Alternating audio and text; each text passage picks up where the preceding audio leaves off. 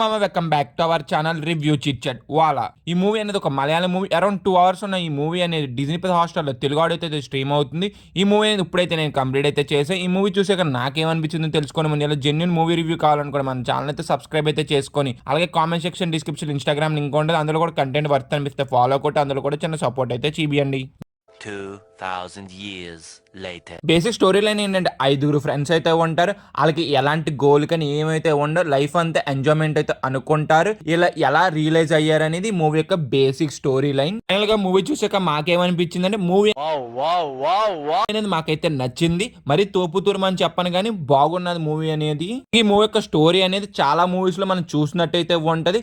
Main గా characters కూడా మనం ప్రతి ఒక్కరు అయితే బాగా అయితే కనెక్ట్ అయితే అవుతాం అబ్బా. మెయిన్ గా క్యారెక్టర్స్ మధ్యలో వచ్చే కాన్వర్సేషన్ సీన్స్ కానీ, ఆ డ్రామా కానీ, ఆ డైలాగ్స్ కానీ ప్రతి ఒక్కరు చాలా బాగా కనెక్ట్ అవుద్దాం. ఆ సీన్స్ కూడా చాలా బాగా రాసుకున్నారు అబ్బా. అలాగే తెలుగు డబ్బింగ్ కూడా చాలా బాగున్నది. ప్రతి క్యారెక్టర్ ఆ వాయిస్ అనేది బాగా అయితే సెట్ అయ్యింది.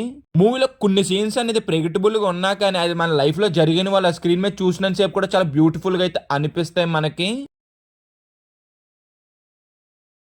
మూవీలో యంగ్ జనరేషన్ అనేది ఎలాంటి ప్రాబ్లమ్స్ ఫేస్ చేస్తుందని చాలా బ్యూటిఫుల్ గా అయితే చూపించారు. చాలా బాగుంటాయి ఆ సీన్స్ అనేది. మూవీలో సిచ్యువేషన్ కామెడీ అనేది చాలా బాగున్నది. చాలా నీట్ గా అయితే ప్రెజెంట్ అయితే చేశారబ్బా మనకి మూవీలో.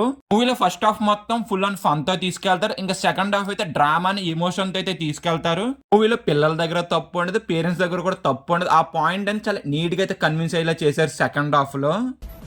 చాలా బాగుంది Ravi, extraordinary. Thank you sir. ఇంకా మూవీ చూసినంత సేపు కూడాను మన కాలేజ్ డేస్ కానీ మన స్కూల్ డేస్ అయితే మనకి డెఫినెట్ గా అయితే గుర్తొస్తాయి.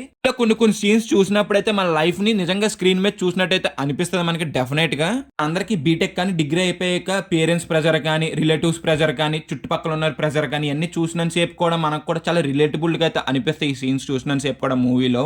మెయిన్ గా మూవీ చూసినంత సేపు కూడా మనకి మంచి ఫీలింగ్ అయితే డెఫినెట్ గా అయితే ఇస్తుంది. మరి తోపు తురుమని చెప్పను కానీ ప్రతి క్యారెక్టర్ కి అయితే మనకైతే కనెక్ట్ అయితే అవుతాం అబ్బా. ఇది ఒకటి అయితే నేను చెప్పగలను. కానీ త్రూ అవుట్ మూవీ మొత్తం ప్రెడిక్టబుల్ గానే అయితే ఉంటది. కొన్ని సీన్స్ ఎంత ఇంప్రెస్ చేస్తే కొన్ని సీన్స్ అనేది కొంత డిసప్పాయింట్మెంట్ కూడా అంతే చేస్తాయి మనల్ని. మూవీ చూసాక నా ఒపీనియన్ అంటే, ఇంకా మీరు మూవీ చూడలేదు వాళ్ళు ఉంటే ఇలా చూడండి. చూసిన వాళ్ళు ఉంటే మీ ఒపీనియన్ ఏంటో కూడా కింద డెఫినెట్ గా అయితే కామెంట్ అయితే చేయండి.